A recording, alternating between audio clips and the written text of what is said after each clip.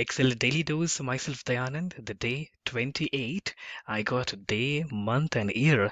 These three functions in this video. Short, simple, and to the point. Alright, so stay tuned to the channel, subscribe for more videos. Let's get started. So, have you come across any situation where you got to extract only day from the given date or the month or the year? These functions can do that for you, right? Let's say I have a date written here and I got it as today's date, okay?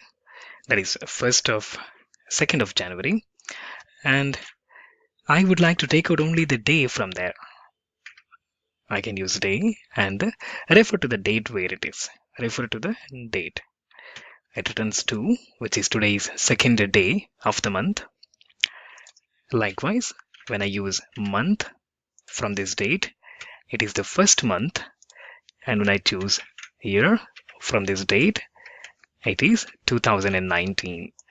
So this is very useful formula when you got to play with the dates and all. This can actually help you better.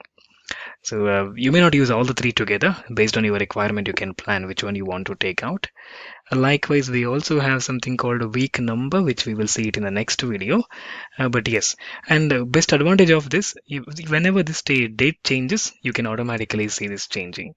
For example, if I use the 26th of January 2018, it shows 26th day of the month, first month, 2018 is the year. And if the month is something like this, it says August, the 8th month. Like, so pretty simple. So simple three functions to deal with dates in terms of day, month, and year separately. You also get one more to convert them, to put them back together, and that's called date, which will have year, month, and the date. So this can put your date back together, combining the three different features functions. Right. Yes, that's it for today's video, the day, month, and a year. Thank you for watching. Subscribe for more videos. Happy learning.